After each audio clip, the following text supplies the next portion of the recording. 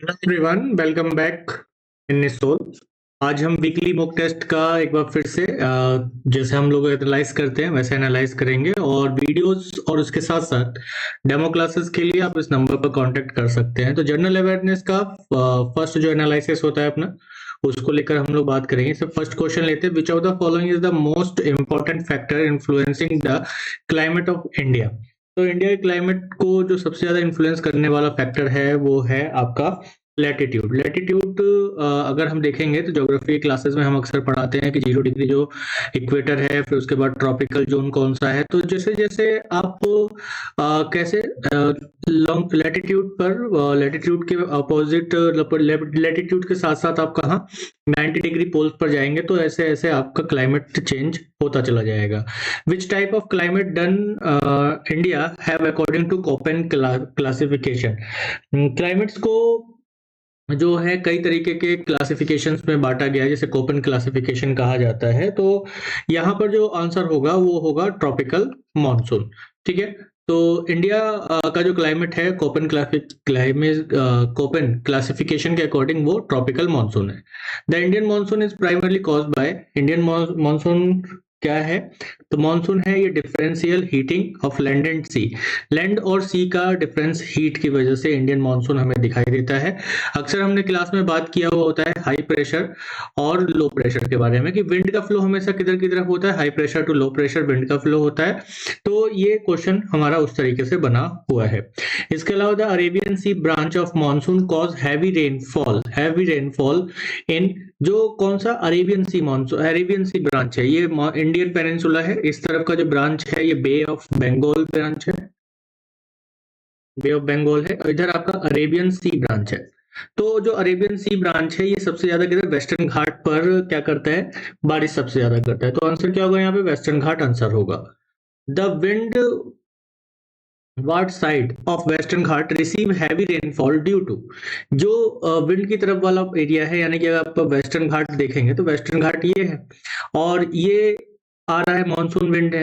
ठीक है। तो ये विंड की तरफ वाला जो एरिया है ये सबसे ज्यादा क्या करता है, हैवी रेनफॉल लेता है, जबकि इसके दूसरी तरफ का जो अपोजिट वाला एरिया है यहाँ पर है रेनफॉल बहुत कम होता है। तो इसको कहा जाता है ओरोजेनिक रेनफॉल। ठीक है, इसको क्या कहा जाता है, ओरोजेनिक रेनफॉल कहा जाता है। Next, highest annual rainfall in India कहाँ है, सिंपल सा क्वेश्चन है, मासिन राम है मेघालय में। ठीक है। Western disturbance bring winter rainfall may to. Western disturbance जो है winter rainfall mainly western disturbance. Seventh question है, आंसर क्या होगा, पंजाब और हरियाणा। ठीक है। जो वेस्टर्न डिस्टर्बेंस से जो विंटर में रेनफॉल होता है वो पंजाब हरियाणा और वेस्टर्न उत्तर प्रदेश के इलाकों में होता है। वेस्टर्न डिस्टर्बेंस एक तरह का साइक्लोन होता है जो कि आप देखेंगे तो जो मेडिटेरियन सी है, मेडिटेरियन सी यूरोप और अफ्रीका कॉन्टिनेंट के बीच में है, मेडिटेरियन सी वहां से ये उठता है और इधर वेस्टर्न डिस्टर्बेंस के रूप में विंटर में रेनफॉल करता है नॉर्दर्न इंडिया में। ठीक है। तो the treating monsoon cause rainfall in which Indian state. तो आंसर क्या होगा यहाँ पर, एट्थ क्वेश्चन है अपना, तमिलनाडु। ठीक है। तमिलनाडु में आप देखेंगे कि जो साउथ वेस्ट मानसून आता है तो इसकी दो ब्रांचेस होती हैं, एक ब्रांच तो वेस्टर्न घाट की तरफ जा रही है और एक ब्रांच ऐसे नॉर्थ ईस्ट इंडिया की तरफ चली जाती है। लेकिन जो ये ईस्टर्न घाट के पैरेलल चलती है वो, तो ये क्या होता है, यहाँ तमिलनाडु और आंध्र प्रदेश के कई इलाकों में बारिश नहीं होती है। लेकिन यहाँ पे बारिश कब होती है, जब मानसून रिट्रीट हो रहा है, वापस आ रहा होता है, तब यहाँ पर ये बारिश करता है। तो इसी वजह से आंसर क्या होगा यहाँ पे, तमिलनाडु होगा। What is the approximate duration of monsoon season in India. तो हम लोग देखते हैं मानसून सीजन जो है, सिंपल सा क्वेश्चन है, आप लोगों ने आंसर बहुत अच्छे से लगाया होगा, जून और सितंबर। टेंथ क्वेश्चन की बात करें, the El Nino phenomena affected the Indian monsoon by. जो अल्निनो फिनोमिना है ये इंडियन मानसून को कैसे अफेक्ट करता है। जब अल्निनो आता है तो आप देखेंगे कि जो मानसून है उसमें हमें रिडक्शन देखने को मिलता है, या हम कह सकते हैं कि रिड्यूस हो जाता है मानसून। क्यों, क्योंकि अल नीनो एक ऐसा फिनोमिना है जो कि पैसिफिक ओशन में हमें देखने को मिलता है। कहाँ पर ये आता है, ये पैसिफिक ओशन में है, और ये फिनोमिना कपल्ड फिनोमिना है। कपल्ड फिनोमिना यानी कि इसमें atmosphere atmosphere and hydrological hydrological event हमें दोनों ही दिखाई देते हैं, ठीक है। यानी कि अल नीनो फिनोमिना, आप जैसे hot current and cold current के बारे में अपने ओशन में पढ़ा है तो उससे रिलेट करता है। Next, which of the following statement about the Thar desert is true. Thar desert के बारे में इनमें से कौन सा स्टेटमेंट बिल्कुल सही है। तो इसमें हमें देखने को मिलता है कि जो it experience high diurnal temperature variation, ठीक है। यहाँ पे दिन और रात में टेम्परेचर बहुत तेजी के साथ ऊपर नीचे होता है, यानी डे का जो टेम्परेचर होता है, डे और एंड नाइट के बीच में आप देखेंगे तो जो टेम्परेचर डिफरेंस है वो बहुत ज्यादा हाई होता है, ठीक है। क्योंकि मान लिया डे में अगर 40 या 45 डिग्री सेल्सियस है तो नाइट में बहुत तेजी के साथ नीचे गिर जाता है टेम्परेचर, और लगभग ऐसे 10 डिग्री के आसपास पहुंच जाता है। तो आप समझिए कितना डिफरेंस आ रहा है। तो इसी को बी आंसर इस वजह से हो जाएगा। The Bay of Bengal branch of monsoon cause heavy rainfall in, ठीक है। तो बे ऑफ बंगाल ब्रांच जो है सबसे ज्यादा रेनफॉल, हैवी रेनफॉल कहां पर कर रहा है, तो वो कहां पर करता है, तो आप देखेंगे तो ये eastern Himalayan north east India में ये करता है। तो ये आंसर आपका सी बिल्कुल सही ऑप्शन होगा। 13 question, the term October heat refers to, October heat किस चीज से रिलेटेड है, तो hot and humid condition after monsoon withdraw. जब मानसून लौटता है, वापस होता है, तो हॉट एंड ह्यूमिड कंडीशन हमें देखने को मिलती है अक्टूबर में, तो इसे अक्टूबर हीट कहा जाता है। Which Indian state receive the latest annual rainfall, ठीक है, लेटेस्ट एनुअल रेनफॉल। तो यहाँ पे राजस्थान, गुजरात, महाराष्ट्र, हरियाणा। आंसर क्या होगा यहाँ पर, आंसर होगा राजस्थान, ठीक है। लीस्ट एनुअल रेनफॉल, जो लीस्ट एनुअल रेनफॉल है यानी सबसे कम रेनफॉल हमें कहाँ मिलता है, राजस्थान में मिलता है। Cyclone date from the Bay of Bengal during post monsoon season usually effect, तो जो बे ऑफ बंगाल में ये निकलता है, बनता है, तो इसका आंसर क्या होगा, यहाँ होगा आपका तमिलनाडु एंड आंध्र प्रदेश होगा, ठीक है, post monsoon season. Next, which city host the cooperative beneficiaries conference in January 2023, January 2023 is answer is Ahmedabad. 17 को बात करें, in 2023 which state decide the establish the state water information centre, किसने डिसाइड किया, ये भी रिसेंटली कर्नाटका स्टेट ने। The bridge connected Dibrugarh to Assam to Pasighat in Assam to Pasighat in Arunachal Pradesh, ठीक है। कौन सा ब्रिज कनेक्ट करता है, तो आंसर क्या होगा यहाँ पे, बोगीबिल ब्रिज, ठीक है, Bogibeel bridge. The form which year will be Central Board of Secondary Education state conducting class 10th board exam twice a year as per the approval draft notes, ये कब हुआ, तो हम देखते हैं 19 का आंसर होगा 26 से होगा, ओके, 2026 से होगा। 20 question, in 2023 which state government launched the Trinetra app 2.0 to revolutionized crime prevention, crime को रोकने के लिए नेत्र ऐप किसने शुरू किया, तो आंसर होगा यहाँ पे उत्तर प्रदेश ने। Next question 21, REC limited sign a agreement with which organization to aid the education of approximately 75,500 children in Siddharth Nagar Uttar Pradesh, तो आंसर क्या होगा, तो 21 का आंसर अपना हो जाता है a, unit of science and educational development ने इसको साइन किया। Which state government launch operation Kamdhenu March 2023 to curb cattle smuggling, cattle smuggling को रोकने के लिए ये किस स्टेट ने इसको लॉन्च किया था, तो आंसर होगा Haryana. Which city hosted the arrow India 2023 air show, answer is Bengaluru, ठीक है, सिंपल सा है। 2023 which Indian state announced the established the State Water Information Center to manage water resource efficiently, तो आंसर क्या होगा यहाँ पे, कर्नाटका, यहाँ पे बिल्कुल सही आंसर होगा। देखो कुछ क्वेश्चंस हमारे पुराने भी आते हैं, इसीलिए 2023 का थोड़ा सा इसमें डाल दिया है ताकि आप लोगों को अच्छे से ध्यान रहे। फिलहाल ये क्वेश्चन एक बार फिर से रिपीट हो गया है, त्रिनेत्रा ऐप 2.0, तो इसको एक बार आप लोग देख लीजिएगा, आंसर फिर से वही हो जाता है, उत्तर प्रदेश इसका बिल्कुल आंसर सही हो जाएगा। तो ओवरऑल जो 25 क्वेश्चन थे इसके आंसर्स आपको मिल गए हैं, और जिन आंसर्स में मुझे लगता है कि थोड़ा कॉन्सेप्ट बनाना था, क्लियर कर लेना था, वो कॉन्सेप्ट को मैंने आपको क्लियर कर दिया है। और बाकी जो क्लासेस अगर आप करना चाहते हैं तो दिए गए नंबर्स पर एक बार इंक्वायरी जरूर करें, पूछा जरूर, क्लासेस का टाइम वगैरह, डेमो क्लासेस आप ले सकते हैं। So thank you everyone, thank you very much once again जुड़े रहने के लिए, और ऐसे ही आप सभी लोग जुड़े रहने सोल के साथ। थैंक यू वंस अगेन, जय Hind. Hello everyone, my name is Vas and welcome to Test of English Language and Comprehension section। तो ये आपका इंग्लिश सेक्शन में है अभी, ठीक है। आई होप आप लोगों ने अच्छा से एग्जाम दिया होगा, तो अब आपको ये एक्सप्लेनेशन देख रहा होगा, राइट। तो let's get started without further delay. सबसे पहला क्वेश्चन है आपका 26 में है, ओके। यहाँ में बोला गया है सारा, एक सेकेंड क्या हो रहा है, ओके।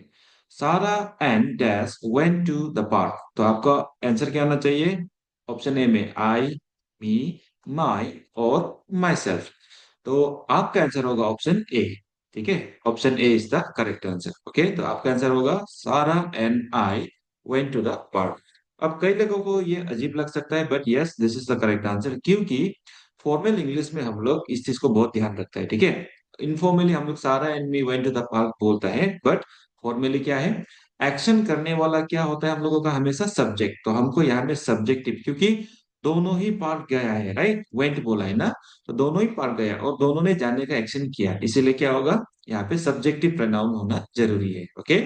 आई होप आपने समझ गया होगा। इसका डिटेल वाला एक्सप्लेनेशन आपको पीडीएफ में भी मिल जाएगा, ओके। नाउ सी, दूसरा वाला क्वेश्चन में बोला है please pass dash the book. तो अब यहाँ में देखिए सी, हर, हर्स और सीज। अब खुद बताओ क्या होना चाहिए? तो आंसर होगा आपका प्लीज पास सी, तो नहीं होगा ना, please pass see the book अजीब लगेगा, please pass her the book होगा, ओके। आंसर होगा हर, हर्स नहीं होगा, सीज भी नहीं होगा, ठीक है। 28 में आपका which type of pronoun is use to refer to a specific person, place, thing और आइडिया। यानी किस टाइप का प्रोनाउन जो है स्पेसिफिकली प्लेस, पर्सन या तो आइडिया, किसी के लिए हम लोग यूज करते हैं, ओके। तो पहला ऑप्शन है आपका personal pronoun, reflexive pronoun, demonstrative pronoun और रिलेटिव प्रोनाउन, ठीक है। तो सबसे पहले आंसर होगा आपका ऑप्शन है पर्सनल प्रोनाउन। जैसे कि यहाँ में आपको देखने मिलेगा ही हो गया, आई हो गया, सी हो गया ना, इट, दे, ये सबको हम लोग क्या बुलाता है? Personal pronoun. सब्जेक्टिव भी बुलाता है, ऑब्जेक्टिव भी बुलाता है, बट वो लोग को हम लोग पर्सनल प्रोनाउन भी बुलाता है, ओके, कॉमन में, क्योंकि वो लोग पर्सनली लड़का, लड़की, सामान, जानवर को हम लोग यूज करते हैं, okay. So that is why. दूसरा है रिफ्लेक्सिव प्रोनाउन। रिफ्लेक्सिव प्रोनाउन तो जस्ट रिफ्लेक्शन के लिए होता है, जैसे आई का रिफ्लेक्शन क्या होता है? माई सेल्फ, है ना। वी का क्या होता है? Ourselves. तो ये अलग होता है, ये रिफ्लेक्सिव होता है, ओके। डेमोन्स्ट्रेटिव भी बहुत ही सिंपल है, पॉइंट आउट करने के लिए होता है, जैसे दिस, ये, वो ना, दैट, ये सब बोलने के लिए। रिलेटिव प्रोनाउन में भी बहुत ही सिंपल है, जैसे कि आप वेयर, हियर, देयर ना, ये सब का भी यूज कर सकता है, ओके। मतलब WH वर्ड्स का होता है।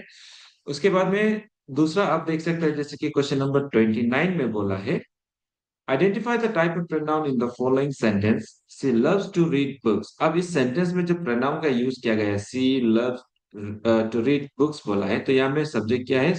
सी, और प्रोनाउन भी यही है। सी किस टाइप का प्रोनाउन है? पॉजेसिव है, इंडेफिनिट है, इंटरोगेटिव है और पर्सनल प्रोनाउन है, ठीक है। तो सिंपल सा आंसर है ऑप्शन डी, पर्सनल प्रोनाउन। फिर से हम पहले बता चुका है, क्योंकि वो हम लोग पर्सनली किसी को यूज करता है, रिफर करता है, ओके। क्योंकि पॉजिटिव फिर से वही है, मेरा, आपका, इसका, उसका, माई, योर ना, ये सब चलेगा। इंटरोगेटिव में हम लोग वाई, व्हेन या में WH वर्ड होता है, बट क्वेश्चन के लिए, ठीक है। और इंडेफिनेट में क्या है? समवन, समबडी, ठीक है। मतलब इंडेफिनेट का मतलब कॉमन में, इनडायरेक्ट में यूज करने के लिए, समबडी, एनीवन, एनीबडी, राइट। इस टाइप का प्रोनाउन को हम लोग क्या बुलाता है? We call it indefinite pronoun, okay. तो हम लोग ये क्लास में बहुत डिटेल में समझाता है, तो आई होप आपको जो जो सीखा है आराम से इसको सोल्व कर लिया होगा, ओके। तो चलो अब आता है हम लोग वोकैब सेशन में। ऑलराइट, वोकैब सेशन में बोला गया है आपका select the synonym for the word exquisite, ठीक है। देखिए ये जो बहुत रिच वोकैब होता है, क्योंकि ऐसा वर्ड जो हम लोग जनरल में यूज नहीं करता है। एक्सक्यूसिट तब बोलता है जब कोई चीज बहुत खास होता है ना, एक्सट्रीम, ठीक है। सो योर आंसर इज होगा ब्यूटीफुल, ऑर्डिनरी ऑप्शन में है, अगली है, डेलिकेट है। So your answer is option A, beautiful. Execute का मतलब होता है एक्सट्रीमली ब्यूटीफुल, ठीक है, या तो एक्सट्रीम ब्यूटी भी आप बोल सकता है, एक्सट्रीम ब्यूटी। अब उससे रिलेटेड क्या होगा, ब्यूटीफुल ऑफ कोर्स। ऑर्डिनरी का मतलब क्या होता है, कॉमन, कुछ खास नहीं है, जस्ट कॉमन, है ना। अगले का मतलब नॉट अट्रैक्टिव, इतना तो पता ही होगा आपको, है कि नहीं, जो चीज आपको बिल्कुल अनप्लेजेंट लगता है, नॉट अट्रैक्टिव। डेलिकेट का मतलब होता है not strong, okay, easily, easy to break या तो इजी टू डैमेज होता है, ओके, नॉट स्ट्रॉन्ग आप इसको बोल सकता है, अब चाहे तो वीक भी बोल सकता है, ठीक है। सो डेलिकेट का मतलब कमजोर, ओके, एकदम नरम। फिर 31 में दिया गया है, choose the synonym for the word arduous, okay. Arduous का मतलब क्या होता है, आर्ड्यूअस का मतलब होता है एक्सट्रीमली डिफिकल्ट, ठीक है, या तो full of difficulties, full of, arduous का मतलब होता है फुल ऑफ। तो यहाँ में हम लिखने का जगह ज्यादा नहीं है, ठीक है, इसलिए हम यहाँ पे अच्छे से नहीं लिख पा रहे हैं, बट आपको एक्सप्लेनेशन वाला जो पीडीएफ है वहां में मिल जाएगा, ओके। तो फुल ऑफ डिफिकल्टीज होता है और उसका सिनोनिम ढूंढना है, तो क्या हो गया answer, simply option C already है, डिफिकल्ट। इजी उसका उल्टा होगा, इजी टू डू, बहुत ही आसान, सिंपल भी बहुत इजी होता है सिनोनिम में, बेसिक तीनों का मीनिंग ऑलमोस्ट सेम है, ठीक है, एक दूसरे का सिनोनिम है। जो बहुत ही आसान होता है उसको हम लोग बेसिक, सिंपल या तो इजी बोलते हैं, ओके। तो आई होप आप लोग को समझ में आ रहा है, राइट। तो 32 में बोला है, choose the antonym for the word brave. अब ब्रेव का मतलब किसको नहीं मालूम, सभी को पता है, अब इसका उल्टा ढूंढना है। ब्रेव का, ब्रेव मतलब बहादुर, साहस ना, उसका ऑपोजिट क्या होगा, डरपोक, और डरपोक को क्या बोलते हैं हम लोग, एंटोनिम का ऑपोजिट, फियरफुल, कावर्डली, डेयरिंग और बोल्ड। तो आपका आंसर होगा ऑप्शन बी, कावर्डली। तो फियरफुल का मतलब एक्चुअली डरपोक नहीं होता है, डरावना होता है, ठीक है। डरावना मतलब उसका कैरेक्टर जो फियरफुल है बोलने से क्या बोलेगा, वो उसका कैरेक्टर डरावना है, ऐसा नहीं कि वो डरता है, उसका कैरेक्टर जो डरावना है, ठीक है, इस टाइप से हो जाएगा। एंड देन फिर होता है आपका कावर्डली, जो डरपोक कैरेक्टर का होता है, हमेशा डरता है, बिल्कुल भी अंदर से कॉन्फिडेंट नहीं है, स्ट्रांग नहीं है ना। डेयरिंग का क्या होगा, एंटोनिम इसका देखो, सिनोनिम होगा, एंटोनिम नहीं होगा, क्योंकि ब्रेव का, ब्रेव से रिलेटेड ही होता है, क्योंकि वो भी डरावना है या तो बहादुर है ना, बोल्ड है, किसी से डरता उड़ता नहीं है, राइट। तो ये सब एक्चुअली आप ब्रेव का सिनोनिम है, लेकिन हमको क्या चाहिए, एंटोनिम, डरपोक, कावर्डली, ठीक है, ये हो जाते हैं। अब 33 में बोला है, select the antonym for the word expand. Expand का मतलब क्या होता है, to increase in size, simple सा वर्ड है, मतलब मीनिंग है टू इंक्रीज इन साइज, किसी भी साइज में बढ़ावा होना, ग्रो होना, ठीक है। तो इसका आंसर क्या होगा, बिल्कुल फर्स्ट में ही है, ऑप्शन ए, स्ट्रिंग। स्ट्रिंग का मतलब क्या होता है, डिक्रीज होना, ठीक है, किसी भी चीज में साइज में हो, किसी भी चीज में डिक्रीज होना। एनलर्स इसका सिनोनिम है, बढ़ना। एक्सटेंड का मतलब भी बढ़ना, ग्रो का मतलब भी बढ़ना, ठीक है, तो वो लोग एक्सपांड का सिनोनिम है। एंटोनिम होगा एक ही word, that is shrink, that means to decrease, okay. फिर है 34 में, the singular form of agenda is, ठीक है, हम लोग बहुत एजेंडा एजेंडा बोलते रहते हैं ना, एजेंडा का सिंगुलर क्या होता है, एजेंडस, एजेंडाइस या तो एजेंडेस जैसा आप बोलेगा, फिर एडेंडम और एजेंडम। तो आपका आंसर है ऑप्शन डी, एजेंडम, ठीक है। और एजेंडा का मीनिंग क्या होता है, बहुत ही इजी है, एजेंडा का मीनिंग होता है list of things to be done, है ना। इसका मतलब क्या होता है, सिंपली लिस्ट ऑफ थिंग्स, ऐसा काम जिसको करना है, राइट, या तो करने के लिए आप बना रहे हो उसको, right, list of things to be done, simple है, सिंपल एंड इजी, ओके। फिर आता है नेक्स्ट वाला, क्वेश्चन नंबर 35 में बोला है, the plural form of radius is, क्या होगा, रेडिया, रेडी, रेडी और रेडी, राइट। अब क्या बोलेगा answer is option B, radii, okay. Radius का मतलब पता है ना, the distance from the centre, right, आसपास का जो, मतलब जो भी उसका इलाका में आमने सामने आने वाला इस टाइप से है, तो उसको हम लोग यहाँ पे क्या बोलेगा, प्लूरल फॉर्म ऑफ रेडियस का क्या होगा, रेडी। तो सिंगुलर में है रेडियस, प्लूरल में है रेडी। तो ये कुछ कुछ ऐसा नाउन्स होता है जहां में हमेशा एस ई एस ही लगाना है प्लूरल में, ऐसा बिल्कुल भी जरूरी नहीं होता है, ठीक है। तो कई इस टाइप का नाउन है, जैसे डियर हो गया, फिश हो गया, आप उसके बाद में शिप बोल सकता है, रेडियस हो गया, है ना। अभी अभी हम लोगों ने देखा एजेंडा हो गया है, ठीक है। तो इस टाइप का कई सारा नाउन है, तो वो सबको आपको एग्जाम में कई बार देखने को मिलता है, okay. Now moving to the next question, यहाँ पे बोला गया है क्वेश्चन नंबर 36 में है a group of frogs is called, collective noun है, okay, army, line, patrol, border. तो आपका आंसर यहाँ में होगा ऑप्शन ए, आर्मी। जब बहुत ज्यादा फ्रॉग्स होता है एक साथ में तो उनको हम लोग क्या बुलाते हैं, वी कॉल इट आर्मी। वैसे फ्लोटिला भी बोला जाता है, बट यहाँ पे जो ऑप्शन है अकॉर्डिंगली वो होगा आपका army of frogs is, sorry, a group of frogs is called army, ठीक है। लाइन, पेट्रोल, बस इसको कंफ्यूज कराने के लिए एक ही कंटेक्स्ट कैटेगरी का यूज किया है, बट ये लोग कोई कलेक्टिव नाउन नहीं है, ठीक है, ये लोग से कोई रिलेटेड नहीं है। 37 में है एड्रेस ऑफ फॉक्सेस, फॉक्सेस का ग्रुप को क्या बोलेगा, डेन, कैनल, स्कल्क और टाइटल। तो देखिए डेन का मतलब होता है वो प्लेस होता है जहाँ पे फॉक्स हो गया और टाइगर, लायन हो गया जो रहता है गुफा जैसे ना, उसको बोलते हैं डेन। कैनल होता है ग्रुप ऑफ डॉग्स या तो डॉग्स जहाँ पे रहता है उसका घर को भी हम लोग कैनल बुलाते हैं, ओके। तो आंसर है आपका ऑप्शन सी, स्कल्क।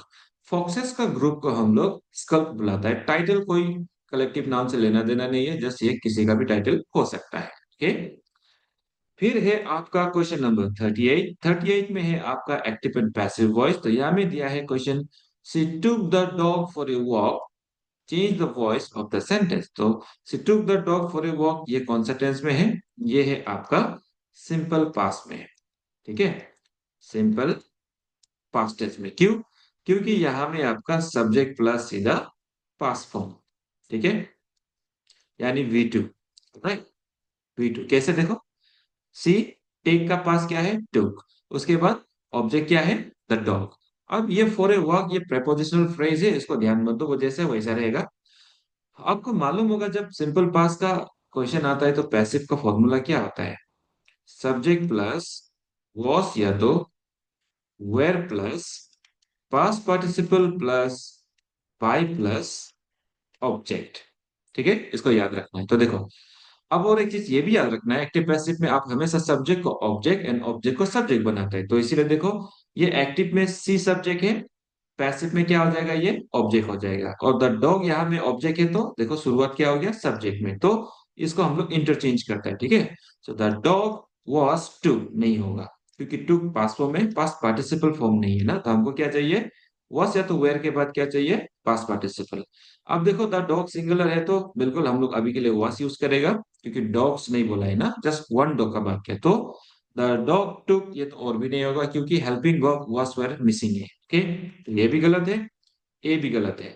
सी में बोला गया है द डॉग, ठीक है, वॉस हेल्पिंग वर्ब बिल्कुल ठीक है, टेकन, ठीक, टेक का या तो टेक का पास्ट पार्टिसिपल टेकन बिल्कुल ठीक है, फॉर ए वॉक बाय हर, तो यहाँ में फ्रेज को पहले डाला है उसके बाद में बाय प्लस ऑब्जेक्ट, बिल्कुल ऑप्शन सी आपका सही आंसर है, ठीक है।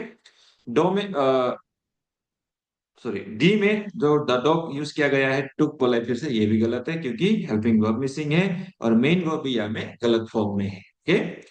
अब देखता है क्वेश्चन नंबर 39। 39 में बोला है, ओके ये इधर, आई वॉज ओब्लाइज्ड टू गो।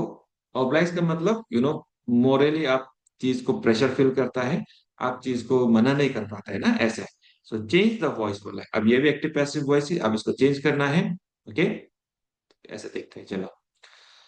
अब देखिए जब भी यहाँ में सेंटेंस दिया गया है तो ये ऑलरेडी क्या है, subject plus was plus past participle, मतलब ये ऑलरेडी सिंपल पास्ट टेंस में है, ठीक है, ये भी क्या है, सिंपल पास्ट में है।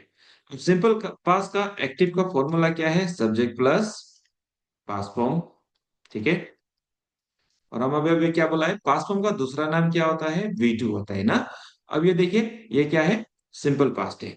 अब जब पैसिव का हम लोग सेंटेंस बनाता है तो ये ऑलरेडी पैसिव में देखो इसका फॉर्मूला कैसे यूज किया है हम बता देते हैं, यहाँ में सब्जेक्ट प्लस वॉस या तो were plus past participle plus by plus object, ठीक है।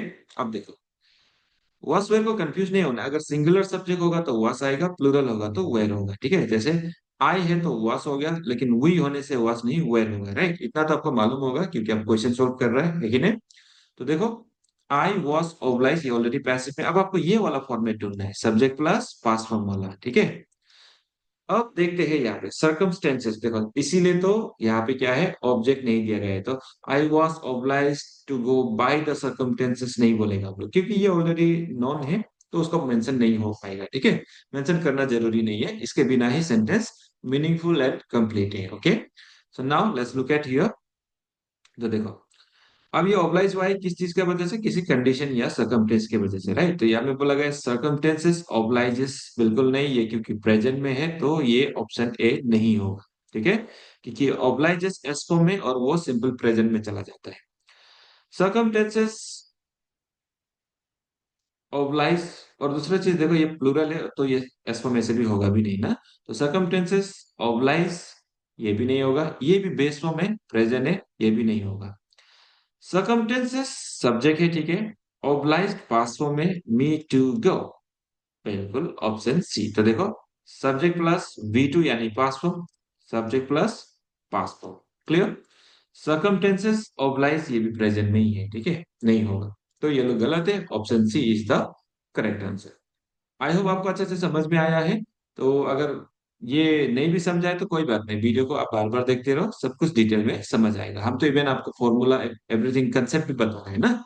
आगे देखो, क्वेश्चन नंबर 40 में दिया गया है, her uncle advice dash her to join that company, यानी आपका कोई नॉन पर्सन है, फ्रेंड सिस्टर कोई भी हो सकता है, तो उसका चाचा या मामा ने क्या किया, सुझाव दिया, एडवाइस किया उसको उस कंपनी ज्वाइन करने में, तो इसके लिए आप क्या यूज करेगा, to, advice to, advice towards, advice about, या तो नन ऑफ दिस, मतलब ऑलरेडी सही है, तो आपका आंसर है option D, none of this, क्योंकि एडवाइस के साथ में, ये वर्ब के साथ में हम लोग प्रेपोजिशन का यूज नहीं करते हैं, ठीक है, तो यहाँ में नो प्रेपोजिशन होगा। जैसे डिस्कस हो गया, डिस्कस द मैटर होता है, ठीक है, डिस्कस अबाउट द मैटर नहीं होता है, तो इस टाइप का वर्ब जो होता है डायरेक्ट ऑब्जेक्ट लेता है, ये लोग कभी भी प्रेपोजिशन बीच में यूज नहीं करता है। या तो आप बोल सकता है कॉल टू हिम नहीं बोलते है ना, सिंपली कॉल हिम और कॉल हर बोलते हैं कि नहीं, तो ये सीधा ऑब्जेक्ट लेता है, क्योंकि ये लोग क्या है, ट्रांसिटिव में आ जाता है। Am I clear? तो चलो फिर आगे बढ़ता है, नेक्स्ट वाला में आपका 41। अब आता है okay, direct and indirect speech है, तो लेट्स से सेंटेंस यहां से, Ram says to me, Ram मुझसे कहता है, या तो वो मुझसे बोलता है, यू आर स्मार्ट, आप स्मार्ट है, ठीक है। अब यहाँ पे देखते हैं राम, ठीक है, सेज के साथ टू है, सेज टू है तो हम कन्वर्ट करता है टेल्स में, बिल्कुल, राम टेल्स मी, ठीक है, कंजंक्शन दैट, यू का बन गया आई, बिल्कुल, एम स्मार्ट, तो आपका आंसर ऑप्शन ए है, ठीक है। हो सकता है आपको समझ में नहीं आया है, तो हम थोड़ा सा कोशिश करते हैं आप समझाने का, ठीक है। तो देखो, जब भी हमारा रिपोर्टिंग वर्ब, ये वाला देखो, दो पार्ट है ना, एक कोटेशन मार्क के अंदर है और एक शुरू में, तो ये राम सेज टू मी, ये वाला पोर्शन को हम कहते हैं रिपोर्टिंग स्पीच, ठीक है, we call it reporting speech. और ये वाला जो कोटेशन के अंदर है, हम इसे कहते हैं, we call it reported speech, okay, reported speech. तो अब इंटरेस्टिंग पॉइंट ये है, जब भी रिपोर्टिंग स्पीच का जो वर्ब होता है, से, सेड, आपने देखा होगा कई बार, ज्यादातर सेड में देखा होगा, राइट, या तो सेड टू में देखा होगा, तो ये इसका भी कुछ कंडीशन है। अगर ये प्रेजेंट में या फ्यूचर में होगा तो यहाँ का टेंस चेंज नहीं होता है, ठीक है, लेकिन अगर पास्ट में होता है तो फिर आपको टेंस चेंज करना पड़ता है। तो यहाँ पे इसीलिए ये देखो, प्रेजेंट में है ना, यू आर, आर तो प्रेजेंट है, तो इसका फिर एम में आ गया, प्रेजेंट में ही रह गया, क्यों, क्योंकि ये अभी प्रेजेंट में है, ठीक है, ये क्योंकि ये क्या है, प्रेजेंट टेंस में है। जब भी प्रेजेंट या फ्यूचर में रहता है तो हम लोग टेंस चेंज नहीं कर सकते हैं, ठीक है।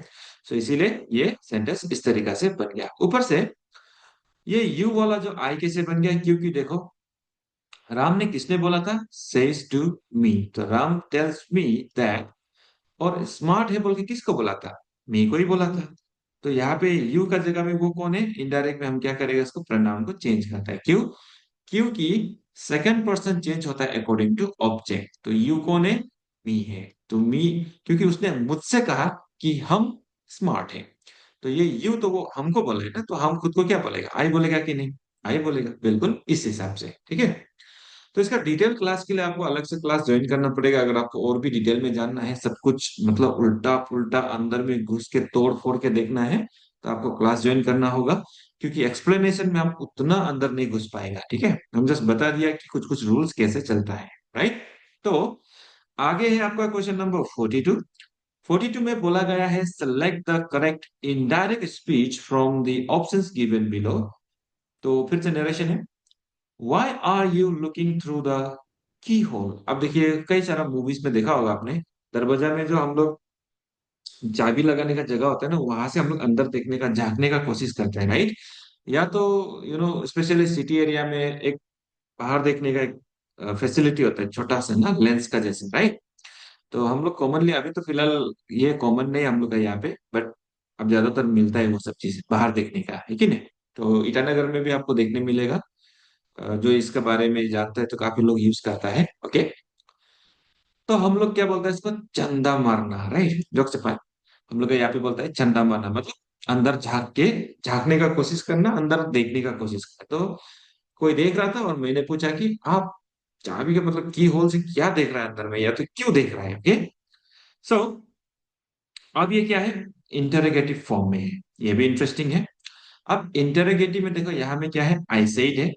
हम ऐसे भी बोल सकता था, I said why are you looking through the keyhole. आप इसको आगे लिखो या पीछे लिखो, ये रिपोर्टिंग को कोई प्रॉब्लम नहीं है, ऑलराइट। तो देखिए, अब इंटरोगेटिव है ये, क्योंकि हमें क्वेश्चन पूछा है वाई से, तो ऊपर से ये क्वेश्चन मार्क है, राइट। इस केस में क्या है, सेड लिखो और सेड टू लिखो, कोई फर्क नहीं पड़ता। आपका यहाँ पे क्या होगा, सीधा ही आस्ट ही आएगा। तो देखिए यहाँ पे आस्ट आया हुआ है, राइट। तो सेड टू तो बिल्कुल होगा ही नहीं, आस्ट हो सकता है। तो ये दोनों तो ऐसे भी एलिमिनेटेड है ना। I asked him why. तो देखिए, किसको पूछा मैंने, हिम, क्योंकि वो लड़का जो देख रहा था ना। तो आई आस्क्ड हिम व्हाई, ठीक है, he was looking through the keyhole, ठीक है, he was looking through the keyhole. अब देखिए, ये एक पॉसिबिलिटी है। दूसरा पॉसिबिलिटी है, I asked you why you are looking. ऐसा नहीं होगा, क्योंकि ये प्रेजेंट का प्रेजेंट नहीं होगा, ठीक है, क्योंकि यहाँ पे देखिए सही है ना, पास्ट है। तो इसमें हमको टेंस चेंज करना पड़ेगा। तो present continuous you are looking है, उसका पास्ट कंटिन्यूअस क्या होगा, वॉज लुकिंग होना पड़ेगा। तो इसीलिए अब ये यू कौन है, ही होगा, है ना। आई सेड, क्योंकि पूछा तो मैंने था, राइट। सो यहाँ पे है आपका अकॉर्डिंग टू ऑप्शन एक ही सही होगा, I asked him why he was looking through the keyhole, ठीक है। तो आई हो गया यहाँ पे, जैसे कि यहाँ पे है आई आस्क्ड है, आई सेड का जगह में आई आस्क्ड, किसको पूछा, हम ही पूछा, हम खुद को तो नहीं पूछेगा ना, दूसरा को पूछा हिम। why, और ये ही हो गया, he was looking through the keyhole, ठीक है। लाइक आई सेड, आपको इसका डिटेल एक्सप्लेनेशन मतलब अच्छा जानना है तो आपको क्लास देखना पड़ेगा, ओके, क्लास ज्वाइन करना पड़ेगा, आप चाहे जहां भी ज्वाइन करो, ओके। नेक्स्ट है आपका 43। 43 में fill in the blanks. Fill in the blanks में बोला गया है, I dash my childhood in South India, ठीक है। मतलब अब वो आई स्पेंडिंग तो होगा नहीं, I will spend my childhood in South India ऐसा होगा नहीं, क्योंकि वो ऐसा बेसिकली हम लोग बोलता नहीं है ना। आई स्पेंड सही रहेगा, क्योंकि वो बता रहा है कि पूरा बचपन वो साउथ इंडिया में बिता दिया है ना। स्पेंड तो ऐसे भी आई के साथ नहीं होगा, ओके। तो आई विल स्पेंड हो सकता है, बट ये यहाँ पे सेंस नहीं देगा। कोई भी फट से ये नहीं बोलता है कि हम साउथ इंडिया में स्पेंड करने जा रहे हैं ना। उसके लिए हिंट देना पड़ेगा कि हम, मेरा फैमिली साउथ इंडिया में शिफ्ट हो रहा है, तो हम भी वहां में स्पेंड होगा मेरा, राइट, तब बोल सकते हैं। बट जनरली हम लोग क्या बोलेगा, वहां में बिताया, ओके। 44 में आपका व्हेन वी वर चिल्ड्रन, यहाँ में ऑलरेडी हिंट दिया है, जब हम लोग बचपन में था, छोटा था। We dash our own toys, तो हम लोग अपना ही खिलौना क्या करता था, चलो बनाने का बात हो रहा है। वी मेक होगा नहीं, प्रेजेंट है, वी मेकिंग भी नहीं होगा, क्यों, क्योंकि मेकिंग आईएनजी के लिए is am are was verb कुछ होना पड़ेगा, ठीक है। तो यहाँ में ऐसा कुछ है नहीं है, तो we cannot use this one. We मेडिंग तो ऐसा कोई वर्ड होता भी नहीं है, तो आंसर क्या होगा, वी मेड, फिर से पास्ट, यानी कि जब हम लोग बच्चा था तो हम लोग अपना खिलौना खुद बनाते थे, ठीक है। तो बात ये है। 45 पे है, this is one of dash most interesting books I have ever read.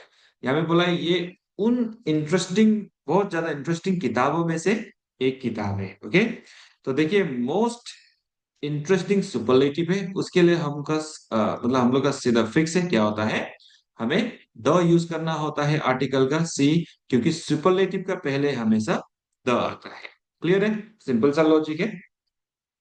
Okay, so finally हम लोग पहुंच गया है कंप्रीहेंशन, रीडिंग कंप्रीहेंशन में। अब इस बार है आपका unseen passage. Okay, and unseen passage में आपसे पूछा आपको दिया गया है, लेट्स सी क्या है। Corruption is not a new phenomenon in India, मतलब ये कोई नया नया चीज नहीं है इंडिया के लिए ना। चलिए करप्शन के बारे में है, लेट्स सी।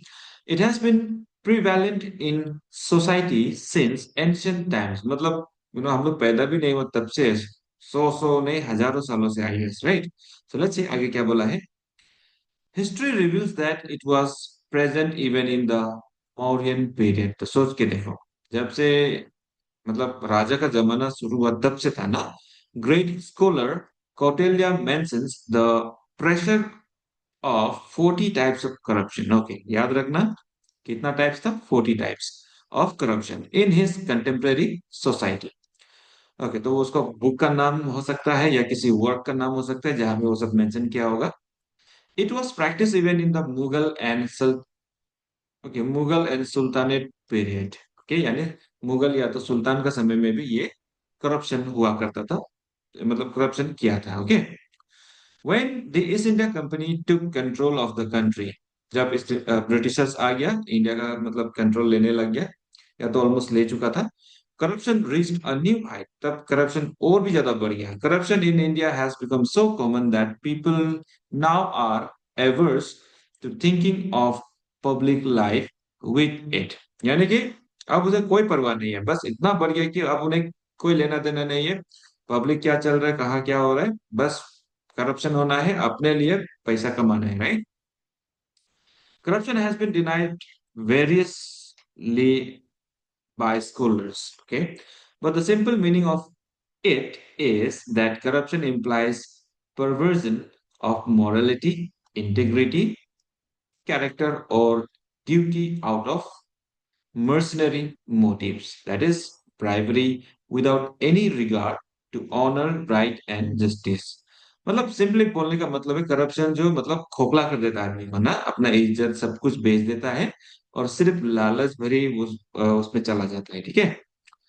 उसके बाद बोला in other words undue favor for anyone for some monetary or other gains in corrupt is corruption, simultaneously depriving the genuinely deserving of their right or privilege is also a corrupt practice. Shrinking from one's duty or dereliction, okay, of duty are also forms of corruption. Besides theft, wastage of public property constitute varieties of corruption.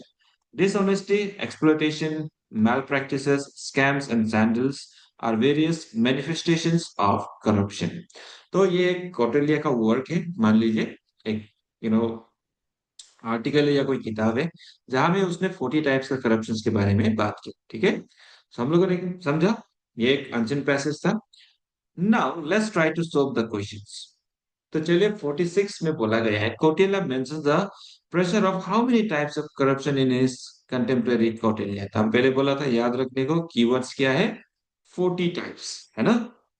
तो अगर आप इसको ध्यान से पढ़ता है बहुत ही simple and easy होता है। ओके, अनचिन पैसेज एक्चुअली आप लोगों के लिए ना एग्जाम में, रियल एग्जाम में एक kind of blessing in disguise है। आप उसमें फुल मार्क्स ले सकते हैं, चाहे क्लोज टेस्ट हो, एंसन पैसेज हो, एक्चुअली बहुत अच्छा चीज है। ओके, 47 में बोला है perversion of what is not mentioned in the passage, यानी कि क्या चीज आपको खोखला करता है, मेंशन नहीं किया है ना। Let's see, attitude, morality, character और इंटीग्रिटी, बिल्कुल इंटीग्रिटी, कैरेक्टर एंड मोरालिटी को खोखला कर देता है। तो बचा कौन जिसका मेंशन नहीं हुआ है, वो है आपका ए, एटीट्यूड, ठीक है। ये सब खोखला हो गया तो एटीट्यूड तो क्या ही रह जाएगा ना। एनीवेज, 48 में बोला है according to the passage corruption is dash. Passage का हिसाब से करप्शन क्या है, prevalent since ancient times, insignificant to Indian society, new phenomenon in India, ये तो बिल्कुल भी नहीं है, prevalent only in middle east, no. Answer है आपका ए। वो बहुत पहले का समय से ही था, ऐसा नहीं कि आज का चीज है ना। एंड देन 49 में बोला गया है आपका, according to the passage what are all the manifestations of corruptions. Okay let's see. Malpractices, dishonesty, scams and scandal. Answer तो ऑल ऑफ दिस, क्योंकि सभी का मेंशन किया गया था, है ना। आपको याद है लास्ट लाइन में, देखिए, एक्सप्लॉयटेशंस, मैल प्रैक्टिसेस, स्कैम्स एंड सैंडल्स ना, ये सब तो है। दैट मीन्स क्या हो गया, ऑल ऑफ दिस। ओके। 50 में है, यानी फाइनल क्वेश्चन में है, what people are averse of due to corruption in India. Okay, so let's see. Thinking of stardom, thinking of public life, thinking of monetary gains, और thinking of undue favours. तो answer होगा option B, thinking of public life. Okay. So I really hope आपको आज का session अच्छा लगा होगा। तो आज के लिए इतना ही है। एंड सो चलिए फिर अगला सैटरडे को मिलता है। Until then, stay safe, keep learning, keep improving. Bye bye. Hello everyone, welcome to Nesol. और आज हम आप लोग को सॉल्व करने वाला है आज वीकली मॉक टेस्ट का आंसर की। तो आप लोग देखते रहिए किस तरीका से हम सॉल्व करेंगे, ठीक है। चलो बढ़ते हैं क्वेश्चन नंबर 51 का। 8%, 8% परसेंटेज का सिंबल हटेगा हमेशा नीचे 100। सो 8% ऑफ का मतलब multiply x equal to 4% of y, ठीक है। ये 100 या 100 काट जाएगा, क्यों बोलने से 100 यहाँ पे डिवाइड है, उस तरफ जाने से मल्टीप्लाई होगा तो ऊपर नीचे हो जाएगा, तो ऊपर नीचे काट जाता है, तो यहीं से मैंने काट दिया, ठीक है। इसको भी छोटा काट सकता है अभी। 4 2 जार 8, 4 1 जार 4, ऐसा। तो अभी 2 उस तरफ जाएगा तो क्या बनेगा, यहाँ में x है, यहाँ पे 2 नीचे और y, तो आ गया x। तो कितना निकालना, 20% ऑफ x निकालना है। तो अभी हम लोग को निकालना है 20% ऑफ x। x कितना है, 1 इंटू वाई, वाई अपॉन क्या है 2, ठीक है। 2 से इसको काटेगा 10 टाइम ना, 2 10 जा 20। तो क्या बन गया देखो, 10% ऑफ y बन गया। तो ये कहाँ, कौन सा ऑप्शन में है, ऑप्शन ए में। तो ऑप्शन ए आपका सही आंसर है। क्वेश्चन नंबर 2 का देखो अभी। इन ए village 30% of the population is female. If the total number of population of village is 6,600, then the number of male. So अगर एक विलेज में ना 30% आपका फीमेल हो गया, तो यू कैन से दैट 70% क्या होगा, मेल होगा। तो हम लोग को मेल ही तो निकालना है 70%, राइट। तो 70% का सिंबल हटेगा नीचे 100, कहाँ से निकालना है, 6,600 से, ठीक है। तो ये 2 जीरो, ये 2 जीरो काट, 7 6 जा 42 का 2 4 रिमेन, 7 6 जा 42 प्लस 4 46, और यहाँ पे एक जीरो है, लगाओ। ये हो जाएगा आपका करेक्ट आंसर, ऑप्शन बी आपका सही आंसर हो जाएगा, ठीक है। सो बढ़ते हैं question number 3, 53। When 75 is added to 75% of a number, number पता नहीं है तो नंबर को हम लोग क्या ले लेंगे, नंबर को x ले लेंगे। तो x का 75% में अगर 75 ऐड करेगा बोल रहा है, 75% ऑफ नंबर, नंबर क्या है x, इसमें क्या ऐड करेगा बोल रहे, इसमें when 75 is added, तो 75 ऐड करेगा तो आंसर क्या क्या आएगा, the answer is the number itself. Answer क्या आएगा, वो नंबर इटसेल्फ। नंबर क्या है, x है, तो x ऐसा बनेगा इसका इक्वेशन, ठीक है। सो इसको छोटा करेगा, चलो 25 3 टाइम, 25 4 टाइम कटेगा, तो ये क्या बनेगा, 3x upon 4 plus 75 equal to x। तो इसमें भी x है और यहाँ पे x है, तो x x को एक साथ ले लेगा, ये उस तरफ जाएगा तो प्लस है तो माइनस बन जाएगा, तो इस तरफ में 75 equal to x minus 3x upon 4। तो 75 इक्वल टू क्या होगा, देखो अभी इसको एलसीएम करके ना ऐसे करके माइनस करेंगे, 4 into x 4x minus 3x, तो 1x होगा, 1 लिखने का जरूरत नहीं है, x अपॉन 4। तो 4 अभी उस तरफ जाएगा, मल्टीप्लाई होगा, 75 into 4 equal to x, x निकल गया, 20 का 0, 28 30 300, x क्या है 300। तो अभी क्या निकालना है, x मतलब नंबर, ये नंबर को मैंने x लिया था, नंबर कितना आया 300 आया। तो अभी क्या निकालना है, उसका 40% निकालना है। तो 40% 300 का कितना होता है, 40% किसका, 300 का कितना होता है, 120। तो ऑप्शन सी होगा आपका करेक्ट आंसर, ठीक है। चलो 54 का, how many twins prime number are there between 1 to 100? 1 से लेके 100 तक ट्विंस प्राइम कितना होता है? टोटल 8 होता है। सो ऑप्शन ए आपका सही आंसर होगा। ठीक है,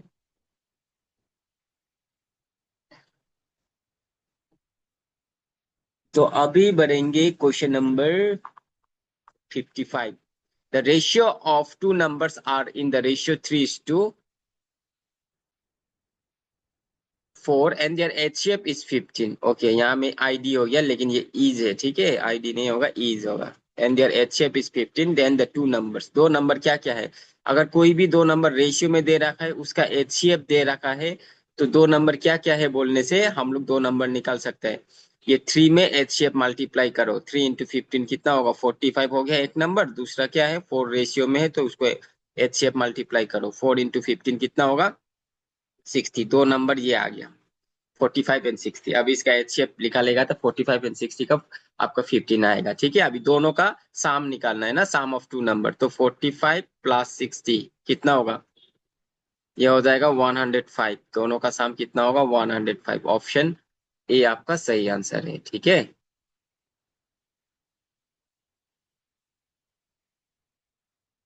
सो बढ़ते हैं 56 का। दो नंबर रेशियो में दे रखा है, उसका HCF दे रखा है, LCM निकालना है। अगर LCM निकालना है तो एलसीएम में क्या होता है? जो भी दो नंबर देता है रेशियो में, उसको मल्टीप्लाई करो और HCF को मल्टीप्लाई करो, ये आपका एलसीएम निकाल जाता है। ठीक है, सो एलसीएम पता नहीं है तो एलसीएम निकालना है। तो 4 इंटू 7 28 हो गया, और HCF कितना है? HCF 8 हो गया, राइट। तो ये दोनों को मल्टीप्लाई करेगा, 8 8 64, 4 6 रिमेन, 8 2 16 प्लस 6 22, सो 224। आपका ऑप्शन ए आपका सही आंसर हो जाएगा। ठीक है, अभी question number 57। Two numbers are in the ratio, LCM दे रखा है। What are the numbers? Number क्या है वो निकालना है। तो मैंने बताया था एलसीएम कैसे निकालता है, जो भी दो नंबर रेशियो में दे रखा है उसको मल्टीप्लाई और HCF को मल्टीप्लाई। तो यहां से ना, पहले हम लोग को HCF नहीं दे रखा है तो HCF निकालना है पहले। एलसीएम दे रखा है 225, और ये दोनों मल्टीप्लाई करेगा 15 इंटू HCF हो जाएगा। ठीक है, अभी ये 15 उस HCF निकालना है पहले, 15 उस तरफ जाएगा तो डिवाइड होगा, तो यहीं से काट दो। 15 कितना टाइम जाएगा? 15 टाइम। तो भाई HCF देखो 15 आ गया। ठीक है, HCF 15 आया। अगर HCF 15 आया तो दो नंबर निकाल सकता है। दो नंबर कैसे होता है? जो भी रेशियो में दे रखा है उसमें HCF को मल्टीप्लाई करेंगे, राइट। ये एक नंबर हो जाएगा, दूसरा नंबर 5 रेशियो में, तो उसमें भी HCF मल्टीप्लाई करो, दो नंबर निकल गया। सो 3 इंटू 15, 3 15 जर कितना होता है? आपका 45 होता है। और यहाँ पे हो जाएगा 5 इंटू 15, 5 15 जर कितना होता है? 75 होता है। तो 45 और 75 आपका correct answer, that is option D आपका सही आंसर होगा। ठीक है,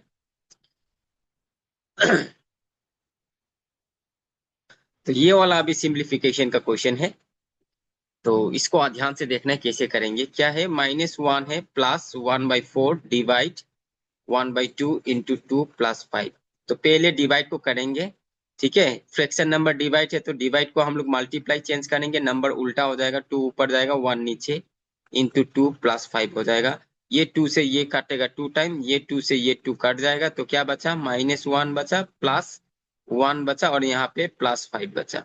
सो ये -1 और +1 कट जाएगा, तो आपका आंसर बन जाएगा 5। दैट मीन्स ऑप्शन ए आपका सही आंसर होगा। ठीक है,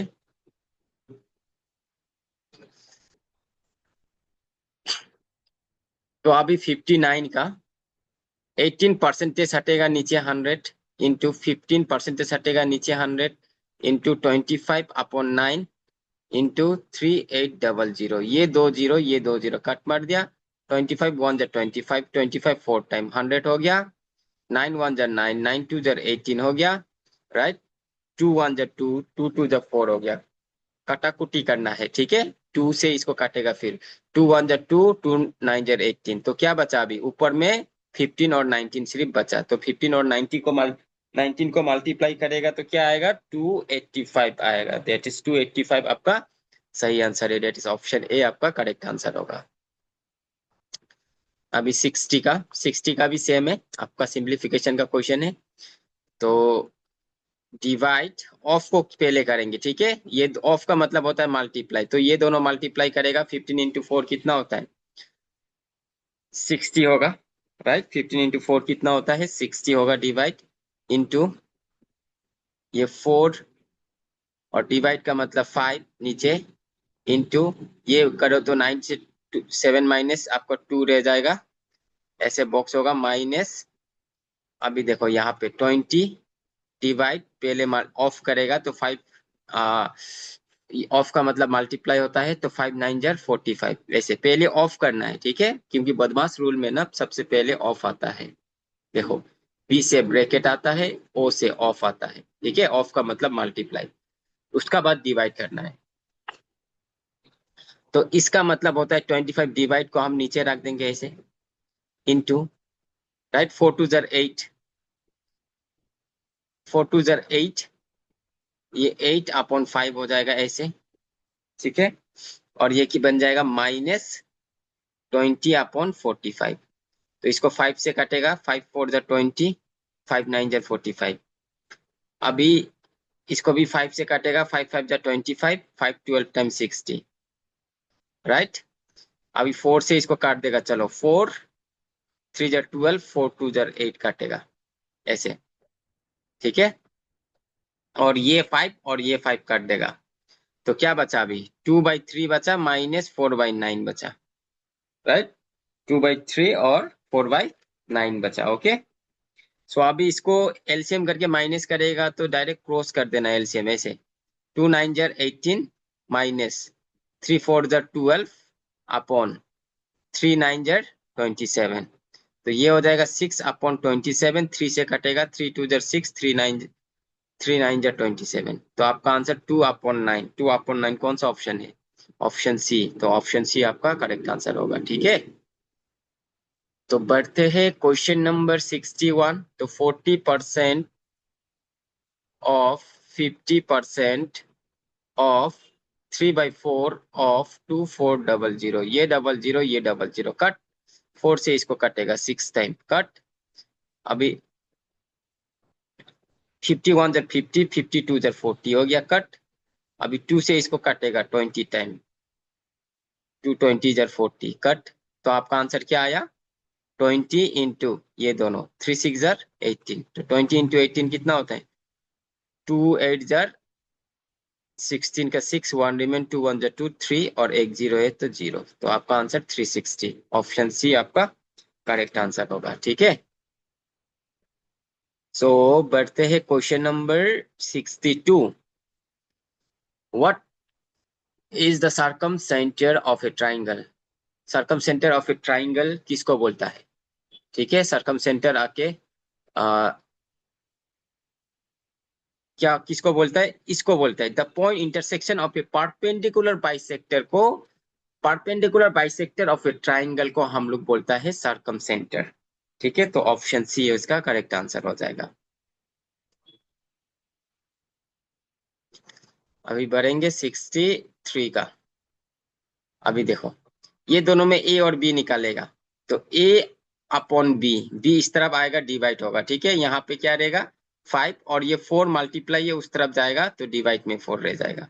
तो ए बी निकल गया यहाँ से। अभी यहाँ से बी सी निकालना है, बी इधर ही रखो और सी को हम लोग उस तरफ भेजेगा, सी मल्टीप्लाई में है तो उस तरफ जाने से डिवाइड बनेगा, इक्वल टू क्या बनेगा? 9/7 बन जाएगा।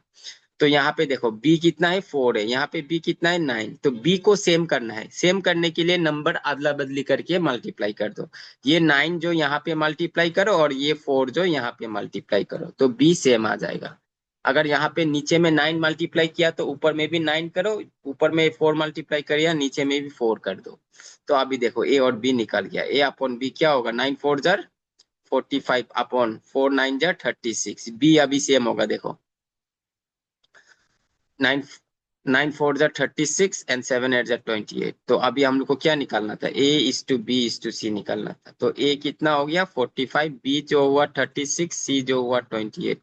तो ये आपका करेक्ट आंसर है, 45 36 28। ऑप्शन ए आपका सही आंसर है। ठीक है गाइस, आई होप कि आप लोग समझ में आ रहा होगा। फोर्थ प्रोपोर्शन, इसका फोर्थ प्रोपोर्शन निकालना है। फोर्थ प्रोपोर्शन निकालने के लिए ये जो भी 3 नंबर दे रखा है उसको इस तरीका से प्लेस करना है, इस तरीका से, ठीक है। और यहाँ पे और एक, और यहाँ पे एक्स लगा दो, इसको बोलेंगे, ये एक्स को बोलेंगे फोर्थ प्रोपोर्शन, ठीक है। एक्स को बोलेंगे फोर्थ प्रोपोर्शन। तो हमेशा याद रखना, ऐसा प्रोपोर्शन को ये और ये मल्टीप्लाई होगा, इसको बोलता है मीन प्रोपोर्शन, मीन बोलता है, और इसको एक्सट्रीम बोलता है, तो ये दोनों multiply. So 4 into x equal to 16 into 7 करेंगे। सो 4 मल्टीप्लाई है उस तरफ भेजेगा, डिवाइड बनेगा, क्योंकि हम लोग को एक्स निकालना है, तो यहीं से काट दो। 4 4 जर कितना होता है 16, तो एक्स का वैल्यू 4 7 जर 28 आया। तो ऑप्शन ए आपका सही आंसर होगा। ओके, इसमें अभी मीन प्रोपोर्शन निकालना है 65 में। सो मीन प्रोपोर्शन क्या होता है, अगर 2 नंबर दे रखा है भाई, इसका डायरेक्ट मीन प्रोपोर्शन निकालने के लिए डायरेक्ट इसका स्क्वायर रूट निकाल दो भाई, उसका मीन प्रोपोर्शन निकल जाएगा। तो 9 का स्क्वायर रूट 3 होता है, 3 बाहर निकलेगा। 64 का क्या होता है 8, 8 8 जर 64, तो 8 निकलेगा। सो 3 8 जर कितना होता है 3 8 जर 24, तो 24 हो जाएगा आपका मीन प्रोपोर्शन 9 एंड 64 का, ठीक है।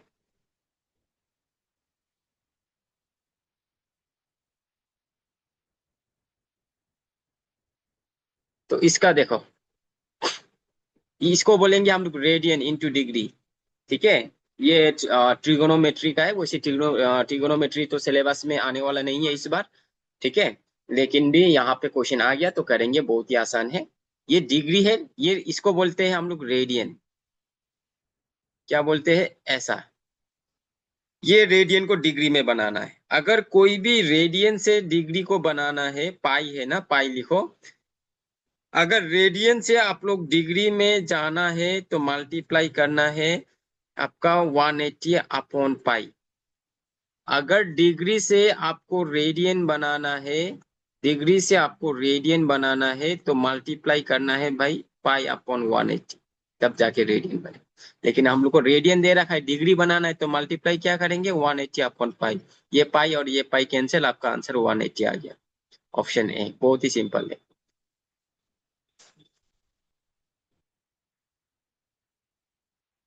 अभी इसका देखो,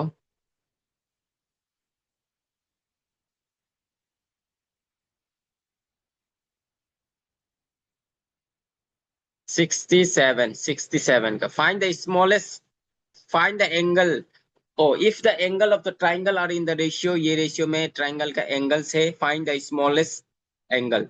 हमेशा पता है ट्राइंगल का अगर कोई भी तीनों एंगल अंदर का प्लस करके हमेशा इसका साम इतना होता है 180 डिग्री होता है।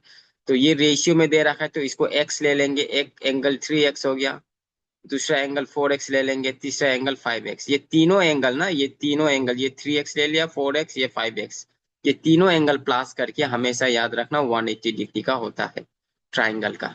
ट्राइंगल का ये क्वाड्रिलेटरल का 360 डिग्री होता है। क्वाड्रिलेटरल मतलब कोई भी 4 साइड, ठीक है। इसका अंदर का चारों एंगल प्लस करके कितना होगा, ये 360 डिग्री होगा क्वाड्रिलेटरल का। ट्राइंगल का 180। सो ये प्लस करो, अभी ये बन गया 9, 9 plus 12x equal to 180 degree. अभी 12 उस तरफ जाएगा तो डिवाइड होगा, x निकल जाएगा, राइट। 12 उस तरफ जाने से डिवाइड होगा, ये सुनो, यस 12 उस तरफ जाने से डिवाइड होगा। तो भाई उस तरफ भेजने का टाइम नहीं है, तो क्या करेंगे, यहीं से काट दो ना, यहीं से काट दो। 12 कितना बार 180 होता है, 12 15 टाइम 180 होता है, तो x का वैल्यू क्या हो गया 15। तो सबसे छोटा एंगल निकालना है, तो 3x 4x 5x एंगल लिया था मैंने तीनों, तो सबसे छोटा तो 3x होगा, राइट। सो 3 इंटू एक्स का वैल्यू 15, 3 इंटू 15 कितना होगा 45, तो सबसे छोटा आपका 45 डिग्री का होगा। डेट इज ऑप्शन सी आपका करेक्ट आंसर होगा। अभी मैंने बताया था यहाँ पे क्वाड्रिलेटरल दे दिया, क्वाड्रिलेटरल का मैंने बोला था अंदर का एंगल साम करके कितना डिग्री होगा, अंदर का एंगल साम करके हमेशा 360 डिग्री होगा, राइट। सो क्वाड्रिलेटरल का तीनों एंगल, चारों एंगल को हम ले लेगा, एक को 3x, दूसरा को 5x, तीसरा एंगल को 9x, चौथा को 4x ले लेगा। ये चारों एंगल प्लस करके 360 डिग्री होता है। तो इसको प्लस करेगा भाई, कितना आएगा,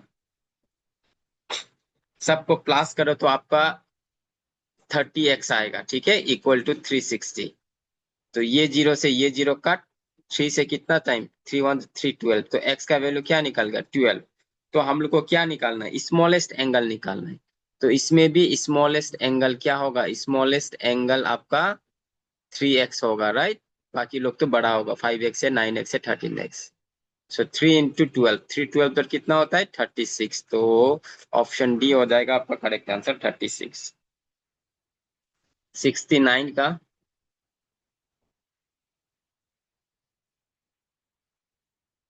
a इज टू बी ये दे रखा है, b इज टू सी दे रखा है। तो a इज टू बी को हम a upon B equal to 4 is to 7 लिख सकता है।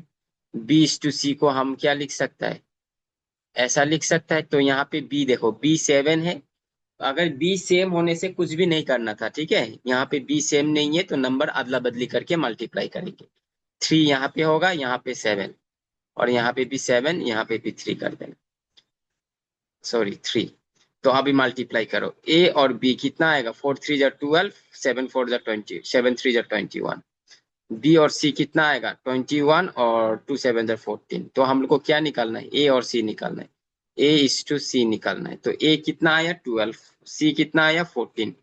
ये तो नहीं है, इसको छोटा कर दो, चलो 2 2 6 जर 2 7 जर, तो 6 इज टू 7 है। यस, ऑप्शन है। तो ऑप्शन है आपका सही आंसर होगा, ठीक है। तो 70 का देखो, total age of Raju, Ramu and Rajesh is 80 years। Ramu, Raju and Rajesh तीनों का टोटल एज मिलाने से अभी 80 years है। तो 3 years एगो कितना years का होगा, तीनों का एज बोल रहा है, 3 साल आगे। मतलब 3 साल आगे इसमें भी -3 होगा, इसमें भी -3 होगा, राजेश में भी -3 होगा, ये लोग का एज, राइट, 3 साल आगे। तो अभी क्या करेगा, टोटल कितना माइनस करना पड़ेगा। अभी सबका एज कितना है, राजू, राजेश एंड रामू, ये तीनों का एज 180 है। तो इसमें माइनस करेगा कितना 9, क्योंकि 3 साल आगे तीनों से 3 माइनस होगा, तो टोटल 9 माइनस होगा। तो यहाँ पे 80 माइनस 9 कितना हो जाएगा, 71 years हो जाएगा। ऑप्शन सी आपका करेक्ट आंसर होगा। तो 71 का देखो, द एंगल ग्रेटर देन 180, 180 से बड़ा है तो उसको हम लोग बोलेंगे रिफ्लेक्ट एंगल। ऑप्शन बी होगा इसका करेक्ट आंसर, ठीक है। अभी इसमें x का वैल्यू निकालना है, x का वैल्यू निकालना है। तो x का वैल्यू कैसे निकालेंगे, यहाँ में 3/7 है, लिखो भाई, और प्लस x इक्वल टू 17/7।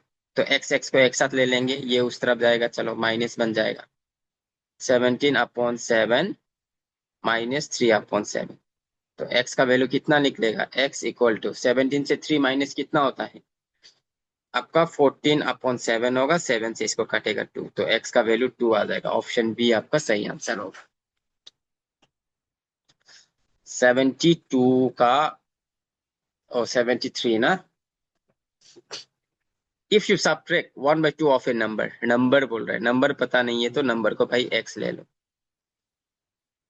तो क्या बोले, नंबर से अगर सब्ट्रैक्ट करेगा 1/2 and multiply the result by 1/2, और इसका जो रिजल्ट निकल के आएगा उसमें मल्टीप्लाई करेगा 1/2, यू विल गेट 1/8 बोल रहा है। हम लोग को क्या मिलेगा, इसको सॉल्व करते हुए 1/8, तो ऐसा बनेगा इक्वेशन, ठीक है। तो इसको सॉल्व करेगा तो 2 इंटू एक्स, 2x -1 -1, सो ये बनेगा 2x -1/2 बन जाएगा, और ये बनेगा 1/2 इक्वल टू 1/8। अभी हाफ को उस तरफ जाएगा, ये 2 मल्टीप्लाई में है, देखो उस तरफ जाएगा, तो नीचे में है तो ऊपर चला जाएगा। तो क्या बनेगा, 2x -1/2 इक्वल टू 1/8 इंटू 2 बनेगा, 2 से इसको कटेगा 4 टाइम, ठीक है। फिर ये 2 उस तरफ जाएगा तो मल्टीप्लाई बनेगा, ये 2x -1 इक्वल टू 1/4 इंटू 2, ये 2 फिर उस तरफ चला गया, डिवाइड है तो मल्टीप्लाई बनेगा, फिर से इसको काटेगा 1/2। सो आपका आंसर क्या आएगा अभी, 2x -1 इक्वल टू हाफ है, तो -1 उस तरफ जाएगा तो +1 हो जाएगा, +1। तो अब इसको प्लस करेगा एलसीएम करके, 2 इंटू 1, 2 1 जा 2 +1 3, सो 3/2। अभी ये 2 उस तरफ जाएगा, मल्टीप्लाई है तो डिवाइड बनेगा, नीचे में 2 आ जाएगा। सो x इक्वल टू क्या होगा, 3/2, 2 जा 4 हो जाएगा, ये हो जाएगा आपका करेक्ट आंसर, 3/4, ऑप्शन सी। अभी मैथ का 2 क्वेश्चन है, मैथ का जो 2 क्वेश्चन है उसका बाद हम लोग करेंगे रीजनिंग, ठीक है। Where will the hand of a clock stop if it start at 5 p.m. and make half revolution of a clock? अगर सपोज मान लो एक क्लॉक है, चलो इसमें 12 होता है, इसमें 6 होता है, इसमें 3, इसमें 9, इसमें 10, इसमें 11 और इसमें 4 और इसमें 5 और इसमें 7, इसमें 8 और इसमें 1, इसमें 2। अगर क्लॉक 5 में है तो हाफ रिवॉल्यूशन करेगा, हाफ मतलब पूरा हाफ घूमेगा तो कहाँ पहुंचेगा भाई 11 पे पहुंच जाएगा। ऐसे ये पूरा हाफ हो गया ना 11 पे, तो कहाँ पर कितना टाइम होगा 11 PM हो जाएगा। ऑप्शन बी आपका सही आंसर होगा।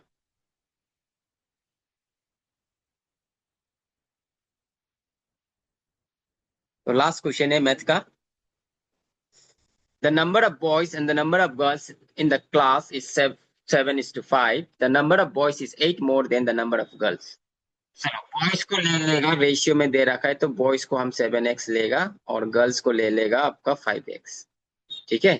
और अकॉर्डिंग टू क्वेश्चन क्या बोल रहा है इसमें देखो, द नंबर ऑफ बॉयज, जो भी बॉयज है ना, जो गर्ल्स है, गर्ल्स से कितना ज्यादा है 8 मोर है, तो ऐसा हो जाएगा इक्वेशन। तो बॉयज कितना है 7x इक्वल टू गर्ल्स कितना है 5x प्लस 8, तो ये x इस तरफ जाएगा तो क्या बनेगा 7x minus 5x equal to 8, सो ये बनेगा 2x इक्वल टू 8। तो 2 से इसको काटेगा 4 टाइम, तो x का वैल्यू क्या आ गया 4। तो क्या निकालना है हम लोग को, what is the total class strength, मतलब टोटल नंबर ऑफ स्टूडेंट निकालना है। तो बॉयज कितना होगा 7 इंटू 4, 7 4 28 होगा, और गर्ल्स कितना होगा 5 इंटू एक्स का वैल्यू 4 आ गया 20, तो दोनों को प्लस करो तो आपका 48 होगा। तो टोटल स्टूडेंट कितना होगा क्लास में 48 स्टूडेंट होगा। तो ये था आपका मैथ का जो सॉल्यूशन आंसर की वीकली मॉक टेस्ट का। तो अभी हम करेंगे रीजनिंग का, ठीक है।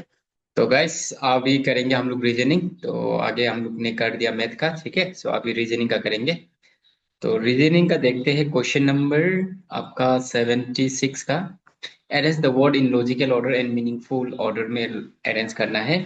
तो इसका होगा ऑप्शन बी। क्यों बोल रहे थे इसको ना डिसेंडिंग ऑर्डर में अरेंज किया। डिसेंडिंग ऑर्डर में सबसे पहले क्या आता है यहाँ पे देखो, हेक्स डेकागोन मतलब 16 साइड को बोलता है, ठीक है। डू डेकागोन मतलब 12 साइड को बोलता है, और उसका बाद हेप्टागोन मतलब 7 साइड, ठीक है। और पेंटागन मतलब 5 साइड, और क्वाड्रिलेटरल मतलब 4 साइड। तो ये सब असेंडिंग ऑर्डर में। तो 16 किसको, 16 मतलब ये है 16 hex, hex decagon that means 4 हो गया, राइट। और 12 टू डेकागन मतलब 12, तो ये कितना नंबर है 5, तो 5 होगा। और हेप्टागन मतलब 7, तो 7 कितना नंबर है 2 में है, तो ये 2 हो गया। और पेंटागन कितना में है ये देखो 3 में है, तो ये 3 हो गया। और 1 क्वाड्रिलेटरल, तो इसको डिसेंडिंग ऑर्डर में अरेंज किया, दैट मींस ऑप्शन बी आपका करेक्ट आंसर होगा, ठीक है। सो बढ़ते हैं क्वेश्चन नंबर 77। पेन डायग्राम है तो अच्छा रिलेशन पकड़ना है इसमें। सपोज ये ए बी सी इधर उधर हो गया, कोई बात नहीं, ये फिगर को ए पकड़ लेंगे, ये फिगर को बी, ये फिगर सी एंड ये फिगर को डी, ठीक है। सो क्या क्या, टेबल कपबोर्ड एंड फर्नीचर। तो आपका ऑप्शन सी होगा करेक्ट आंसर। क्यों बोलने से ये फर्नीचर है, और टेबल और कपबोर्ड अलग अलग होता है, राइट। फर्नीचर से ही ये, लेकिन टेबल एंड कपबोर्ड दोनों ही फर्नीचर से बनता है, और दोनों लेकिन अलग अलग चीजें। तो ऑप्शन सी आपका करेक्ट आंसर होगा। तो बढ़ते हैं 78। 78 का क्वेश्चन क्या है देखो, a boy walk 15 metre north, 15 metre north चला गया ऐसे, ठीक है। 15 मीटर नॉर्थ, उसका बाद turn right and walk 20 metre again, right turn मार के वॉक किया कितना 20 मीटर अगेन। उसका बाद क्या किया, he turn right and walk 15 metre, again turn right किया और चला गया 15 मीटर, ठीक है। तो उसका बाद he turn right and walk 15 metre, finally he turn his left and move 20 metre, और लास्ट में उसने क्या किया, लेफ्ट टर्न किया और 20 मीटर चला गया। लेफ्ट इस तरफ नहीं होगा क्योंकि नीचे आ रहा है साउथ का तरफ, तो लेफ्ट इस तरफ होगा, तो लेफ्ट कितना चला गया 20 मीटर चला गया, तो यहाँ पहुंच गया। तो आपको बता रहा है कि what is the distance now from his original position. So original position तो यहाँ पे था, सपोज इसको मान लेगा ए, तो यहाँ से यहाँ तक का डिस्टेंस कितना है वो निकालना है। तो ऐसे सीधा स्ट्रेट होगा, ठीक है। तो ये 20 होगा क्योंकि यहाँ से यहाँ तक 20 है, तो ये 20 होगा, ये 20, तो 20 प्लस 20 कितना होगा आपका 40 मीटर हो जाएगा। ठीक है, ऑप्शन सी आपका करेक्ट आंसर है। तो 79 का देखते हैं गाइस, 79।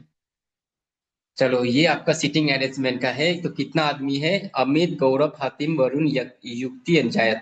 चलो 6 आदमी। तो 6 आदमी ऐसे करके बैठा दिया मैंने, 1 2 3 4 5 6, राइट। तो अभी देखना है इसमें क्या बोल रहे हैं। Gaurav is fourth to the left of Amit. Amit का फोर्थ लेफ्ट में गौरव है। तो सपोज यहाँ पे अमित बैठ गया, तो इसका फोर्थ लेफ्ट 1 2 3 4, यहाँ पे कौन होगा? गौरव होगा। ठीक है, यहाँ पे गौरव होगा। ठीक है, तो उसका बाद क्या बोला? युक्ति is sitting in one corner. युक्ति जो एक कॉर्नर में बैठेगा। ठीक है, उसका बाद क्या बोल रहा है? Hatim is fourth to the left of Yukti. Yukti, अगर युक्ति यहाँ बैठेगा ये कॉर्नर में, तो इसका लेफ्ट में तो जगह है ही नहीं, राइट। दैट मीन्स यहाँ पे एक ऐसे मिटा दो और यहाँ पे एक बना दो, तो युक्ति यहाँ पे होगा। ठीक है, युक्ति का अभी लेफ्ट में कितना लेफ्ट? युक्ति का कितना लेफ्ट में? Hatim is fourth to the left of Yukti. Yukti का फोर्थ लेफ्ट में हातिम है। फर्स्ट सेकंड थर्ड फोर्थ, यहाँ पे कौन होगा? हातिम होगा। ठीक है, यहाँ पे हातिम होगा। तो अभी क्या बता रहा है देखो, Zaid is third to the right of Gaurav. Gaurav का थर्ड राइट में जायद है। One first right, second right, third right में यहाँ पे जायद। ठीक है, तो एक बचा हुआ है, कौन है ये? वरुण। ठीक है, तो यहाँ पे वरुण होगा। तो आपका आंसर क्या है? Who is sitting at the second place to the left of Zayed. Zayed का सेकंड लेफ्ट में कौन है? फर्स्ट लेफ्ट में वरुण, सेकंड लेफ्ट में हातिम। सो ऑप्शन सी आपका करेक्ट आंसर होगा। ठीक है, तो 80, क्वेश्चन नंबर 80, ये भी सिटिंग अरेंजमेंट का है। 6 आदमी सिटिंग इन ए रो। तो 6 आदमी बनाओ भाई, ऐसे करके देखो, 1 2 3 4 5 6 आदमी बैठा दिया। C is to the immediate left of V. V का इमीडिएट लेफ्ट में सी है, तो चलो बैठा दिया। Who is the third to the right of P. Who बोलने से सेकेंड पर्सन, राइट। बट बोलने से फर्स्ट पर्सन होगा, हु बोलने से सेकेंड पर्सन। डेट मीन्स यहाँ पे सी और भी का बात हो रहा था। डेट मीन्स भी जो आपका सेकेंड पर्सन हो गया। डेट मीन्स भी किसका? Who is the third to the right of P. P का थर्ड राइट में भी बैठेगा, तो पी यहाँ होना चाहिए। First right, second right, third right में भी। ठीक है, और J is to the immediate left of K. K का इमीडिएट लेफ्ट में जे है। Is at one of the corner, एक कॉर्नर का एंड में है। तो यहाँ पे अगर हम जे को बैठाएगा, जे का इमीडिएट लेफ्ट में कौन है? बोल रहा है के है। तो एक बचा हुआ है भाई बैठने के लिए, कौन है ये बताओ? के बैठ गया, सब कुछ बैठ गया, तो एक कौन नहीं बैठा? ए। तो ये ए हो जाएगा। ठीक है, सो अभी who is to the immediate left of A. A का इमीडिएट लेफ्ट में कौन है? P, right. So your correct answer will be P. Option B आपका करेक्ट आंसर है। ठीक है, ये अभी डायरेक्शन का है। चलो, सिरिंग गोस टू टूवर्ड नॉर्थ। सिरिंग नॉर्थ का तरफ चला गया, नॉर्थ इस तरफ। उसका बाद क्या किया? टर्न राइट, फिर इस तरफ राइट किया, टर्न। उसका बाद अगेन टर्न राइट, फिर इस तरफ राइट किया। उसका बाद and then goes to left, left इस तरफ किया। तो बोल रहा है विच डायरेक्शन इज सिरिंग फेसिंग। फेसिंग किस डायरेक्शन? इस तरफ क्या होता है? ईस्ट, राइट, क्योंकि डायरेक्शन में ऐसा होता है, इस तरफ ईस्ट, इस तरफ नॉर्थ, इस तरफ वेस्ट, इस तरफ साउथ। तो इसका तरफ फेस हो रहा है, तो ऑप्शन सी आपका करेक्ट आंसर है। तो बढ़ते हैं 82। Binita and Sunita are standing in a park facing each other at the time of sunrise. If the shadow of Binita falls to the left of Sunita, which direction is Sunita facing? चलो, ये मैंने बताया था sunrise हमेशा किस तरफ से sunrise करता है? ईस्ट से, राइट, ईस्ट डायरेक्शन से। तो इसमें सन को बैठा दिया। तो अगर लेफ्ट एंड राइट बोलने से, मैंने ये बात क्लास में भी बताया था, हमेशा नॉर्थ और साउथ में दोनों को फेस कर देना, क्योंकि शेडो अगर लेफ्ट एंड राइट में फॉर्म होगा, तो शेडो अगर बैक एंड फ्रंट में से फॉर्म होगा, तो आप लोग दोनों का फेस आप लोग वेस्ट एंड ईस्ट में फेस कराना है। तो इसमें उसका शेडो लेफ्ट एंड राइट में बोल रहा था, तो दोनों का फेस नॉर्थ एंड साउथ में होगा। तो क्या बोल रहे हैं? The shadow of Vinita falls to the left of Sunita. चलो, ये तब तो विनीता होगा। ठीक है, ये विनीता होने से, ये सुनीता होने से, सुनीता का विनीता का शेडो ना इस तरफ फॉर्म होगा, राइट। तो सुनीता का ये लेफ्ट है, ये सुनीता का क्या है? लेफ्ट है। तो सुनीता का लेफ्ट में फॉर्म होगा विनीता का शेडो, तो ये ऐसा करेक्शन होगा। तो आपको क्या बता रहा है, which direction is Sunita facing? अभी बताओ सुनीता किस तरफ फेस कर रहा है? ऊपर का तरफ क्या होता है? नॉर्थ। सो आपका आंसर नॉर्थ हो जाएगा, ठीक है, NORTH। नॉर्थ डायरेक्शन में सुनीता फेस कर रहा है। चलो ये पेडियाट्रिक का चिल्ड्रन न्यूरोलॉजिस्ट किसको बोलते हैं? ब्रेन का डॉक्टर को बोलते हैं, राइट? तो ऑप्शन सी, जो भी ब्रेन को स्टडी करते हैं उसको हम लोग बोलते हैं न्यूरोलॉजी, लाइक। तो चलो अभी 84 का, मो काउ ने। सो ये साउंड है एनिमल का। मो काउ का साउंड जो मो होता है, और ने का साउंड मतलब हॉर्स। तो ऑप्शन सी आपका करेक्ट आंसर होगा। तो व्हील स्पोक मतलब, व्हील मतलब चक्का, चक्का का अंदर में स्पोक होता है, राइट? सो टेबल चेयर ये तो नहीं होगा, दोनों सेम है। हाउस, रूम, हाउस का अंदर में रूम होता है, राइट? तो ऑप्शन बी आपका करेक्ट आंसर होगा। स्टार गैलेक्सी नहीं, यहाँ पे अगर गैलेक्सी स्टार होने से वो सही होना था, राइट? और चैप्टर बुक नहीं, बुक का अंदर में चैप्टर होता है, राइट? तो यहाँ पे भी बुक्स चैप्टर होने से ये भी सही होना था। तो ऑप्शन आपका बी होगा, हाउस रूम, क्योंकि घर का अंदर रूम होता है। जैसे कि यहाँ पे व्हील स्पोक दे रखा है, तो व्हील का अंदर में स्पोक होता है, ठीक है।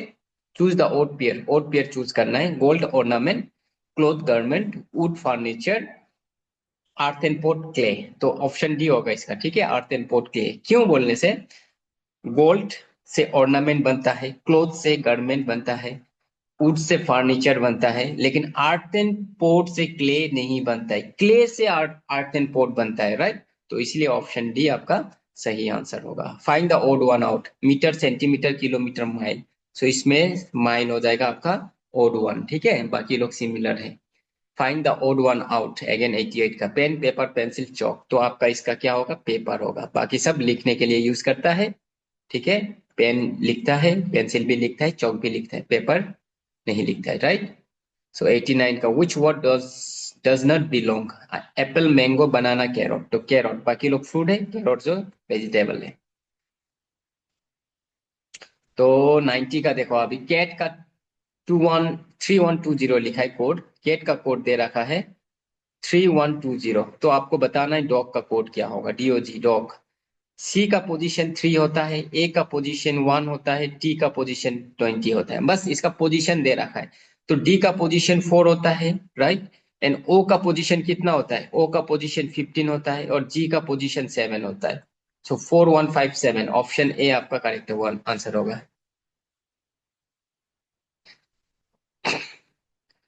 तो 91 का, 5 पेंसिल कॉस्ट ₹25। 5 पेंसिल का कॉस्ट जो आपका कितना है? ₹25 है। तो भाई बताओ, एक पेन का, एक पेंसिल का कॉस्ट कितना होगा? तो 25 को 5 से डिवाइड करेगा तो ₹5 होगा। एक पेंसिल का दाम ₹5 होगा, तो ₹100 में कितना पेंसिल खरीद सकेगा? बोलने से 100 को डिवाइड कर दो भाई 5 से, निकल गया भाई, इतना आसान है। 20, सो 20 पेंसिल निकाल सकता है, ठीक है। तो देखो भाई, देखो अभी 92 का देखो, ये सीरीज का है, नंबर सीरीज का। 4 से 16 बन गया भाई, ये तो देख के ही आप बता सकते हैं कि ये 2 का स्क्वायर है, ये 4 का स्क्वायर है, ये 6 का स्क्वायर है, ये 8 का स्क्वायर है। मतलब 3 गायब है, 5 गायब है, 7 गायब है, एक एक गायब है। तो 8 का बाद 9 गायब होगा, तो 10 का स्क्वायर क्या होता है भाई? 10 का स्क्वायर 100, तो लगाओ भाई 100। तो ऑप्शन सी होगा इसका करेक्ट आंसर, ठीक है। सो 93 का देखो, अभी 93 का, pointing to a man Rita said, मतलब एक आदमी को पॉइंट करके रीता ने बोला। तो ये रीता है, मान लो ये रीता, ठीक है। रीता ने क्या बोला एक आदमी को? He is the brother of my mother's only son. My mother's only son, मेरा मम्मी का, मतलब रीता का मम्मी का ओनली सन, मतलब एक बेटा का क्या था? माई, ही इज द ब्रदर, एक बेटा का वो भाई था, ऐसा होगा, ठीक है। ही इज द ब्रदर, वो लड़का जो ब्रदर था, तो ये वो आदमी होगा। He is the brother of my mother's only son, मेरा मम्मी का एक ही बेटा का ब्रदर था, ठीक है। तो who is that man to the Rita, ये मैन क्या लगता है रीटा का? ब्रदर होगा, तो ऑप्शन ए आपका सही आंसर। सो 94 का गाइस देखो, 94, 9 एंड 4, 94। इसका क्लॉक बनाने से, चलो ये डायरेक्शन ऐसा होता है, right? A man is facing north, मतलब इस तरफ में फेस कर रहा था, और turn 90 degree clockwise, 90 degree clockwise turn किया तो उसका फेस इस तरफ होगा, ये ईस्ट है ना, इस तरफ, ये वेस्ट, ये नॉर्थ, ये साउथ, ठीक है। उसका बाद फिर क्या किया, then 180 degree anti clockwise, anti clockwise मतलब उल्टा 180 टर्न मारा, यहाँ पहुंच गया, तो कहाँ फेस होगा उसका, वेस्ट में, तो ऑप्शन डी आपका करेक्ट आंसर है, ठीक है। क्लॉकवाइज 90 डिग्री मूव किया, नॉर्थ तरफ फेस कर रहा था, क्लॉकवाइज 90 डिग्री मूव किया, उसका बाद फिर से एंटी क्लॉकवाइज 180 डिग्री मूव किया, तो आपका वेस्ट में पहुंचेगा, ठीक है। सो ये कोडिंग एंड डिकोडिंग का है 95 का। फीस का दे रखा है GJTI, बुक का क्या होगा, देखो ये तो भाई इतना आसान कोड है, जब भी कोडिंग एंड डिकोडिंग का देता है तो इसे ऊपर नीचे रख दो ताकि हम लोग को आसानी से निकाल सके आंसर, ठीक है। तो FG हो गया, IJSTHI, तो बुक का भी सेम सेम लॉजिक लगाओ। B से क्या होता है C, O से क्या होता है P, तो ये भी P होगा, K से क्या होता है KL, तो ये होगा CPLL, CPPL, ऑप्शन सी आपका करेक्ट आंसर है। तो ये सीरीज को देखो, चलो 8 से 16 बन गया, मतलब 2 मल्टीप्लाई 8 टू जर 16, 16 से 32, 2 मल्टीप्लाई किया, 32 से 2 मल्टीप्लाई 64, एंड 64 से 2 मल्टीप्लाई करेगा 128, राइट, 2 4 जर 8, 2 6 जर 12, ओके 128, तो ऑप्शन डी आपका करेक्ट आंसर है। तो 97, अभी ज्यादा क्वेश्चन नहीं है, दो ही क्वेश्चन है, right. So A is the brother, A is B's brother, A जो ना बी का ब्रदर था, ये ए था, सो बी का ब्रदर, चलो बी जो मेल है फीमेल है वो पता नहीं है अभी तक, चलो बी का ब्रदर कौन है, ए है। B is sister of C, B जो सिस्टर है किसका, सी का, तो ये हो गया सी, ठीक है। And C is the father, C is D's father, C जो किसका फादर है, डी का फादर है, फादर मतलब मेल, किसका, डी का, सो ये D. How is A related to D, A क्या लगता है डी का, ये बताओ रिलेशन, पापा का भाई को क्या बोलेगा, अंकल, सो ऑप्शन सी आपका करेक्ट आंसर है, अंकल, ठीक है, अंकल हो जाएगा, ओके। तो ये भी आपका find the missing number, number series का है। हम आंसर की में थोड़ा ज्यादा स्पीड एक्सप्लेनेशन देते हैं, क्योंकि जल्दी जल्दी खत्म करना है ना, तो इसलिए हम थोड़ा सा स्पीड बढ़ाता है, ठीक है, आंसर की में। तो आप लोग मत बोलना कि सर इतना स्पीड जा रहा है बोल के, अगर आप लोगों को नहीं समझ रहा है तो दोबारा री करो वीडियो को, ठीक है, थोड़ा सा बैक करो फिर सुनो, समझ जाएगा। क्योंकि आंसर की बनाना है तो आंसर की तो हम थोड़ा स्पीड से ही बोलेंगे, ठीक है, जितना हो सके उतना शॉर्ट से करने का ट्राई करेंगे आंसर की में। और इसका अगर एक्सप्लेनेशन PDF चाहिए तो PDF भी मिल जाएगा आपको, ऑफिस नंबर में कांटेक्ट करिए, ठीक है। सो ये देखो 353 से ये चला गया, माइनस किया 2, 351, ये गया यहाँ पे निकालना है ना, तो ये किया -2, तो यहाँ पे ये और जाएगा, तो ऊपर वाला का यहाँ आएगा, देखो यहाँ से ये बन गया +2, तो यहाँ से ये जाएगा तो +2, 356 +2 कितना, 358, तो 358 कौन सा ऑप्शन है, ऑप्शन बी। चलो इसका मिसिंग नंबर निकालना है भाई, 99, क्या है answer, DFH HJL LNP dash and TVX। सो चलो यहाँ पे देखते हैं, ठीक है।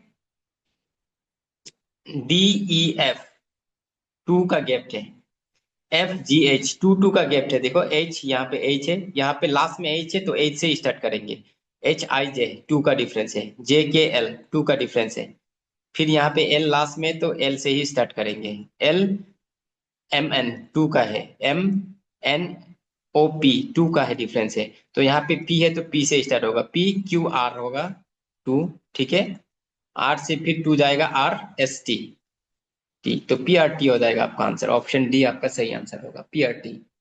फाइंड द मिसिंग टर्म, चलो PQR मिसिंग है, PQRST यू मिसिंग है, VWX मिसिंग है, तो YZ का बाद क्या आता है, A मिसिंग होगा, BC आ जाएगा, ठीक है, बीच बीच का एक एक मिसिंग हो गया, तो BC कौन सा होगा, ऑप्शन बी आपका सही आंसर है। तो ये था रीजनिंग का गाइस, तो मैथ्स का भी मिल गया, रीजनिंग का मिल गया,